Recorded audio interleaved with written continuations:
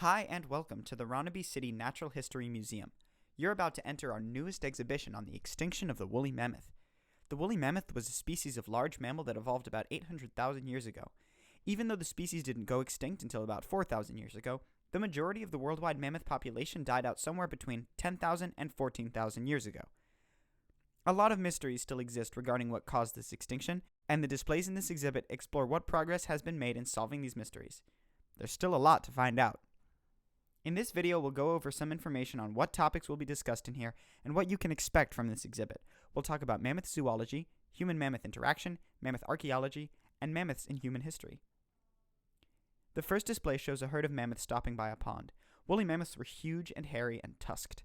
They lived in this huge region, which spans all the way from Canada to China.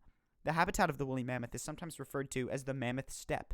Because they existed in the same time and place as we did, they had the unfortunate honor of coexisting with humans. In the next display, you'll find a diorama that depicts humans hunting a mammoth. We know that humans hunted mammoth to some extent, but how often and what methods were used is sometimes hard to tell. We found some mammoth skeletons with bones scored with cuts and scrapes from stone tools, and stone cave paintings depict mammoths in what look to be pitfall traps. We know humans often scavenged mammoth remains because mammoth bones were a common building material used for huts. But there's still so much that isn't known about how often we hunted them, where we hunted them, how we hunted them, and more. The third display shows information on mammoth archaeology. Essentially, how do we know what we know? Unlike most extinct species, like most dinosaur species, we actually have an abundance of leftover mammoth body parts, bones, teeth, and hair, and even full bodies.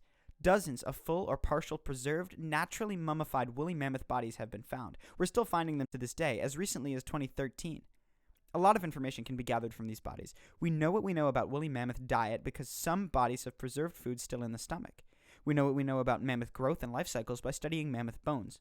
We know what we know about mammoth evolution because we can track changes in mammoth DNA over time. We know what we know about mammoth populations and distribution because of something very special, a fungus by the name of Sporormiella. This fungus lives on animal dung, and it's particularly partial to mammoth dung. Archaeologists can measure the amounts of Sporormiella in soil samples and gain insight into how many mammoth existed somewhere at a given time. At the end of the Ice Age, as worldwide climate began to warm, woolly mammoth's way of life was challenged. Higher temperatures meant forest climates began to encroach on the mammoth steppe, and populations were driven further and further north.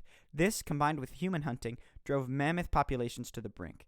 Although the vast majority of mammoth populations died out around 10,000 years ago, a few very small holdout populations existed in parts of Siberia well into the age of humans. Mammoths are no longer with us, but their history and our history are entangled. Their story is an integral part of our story.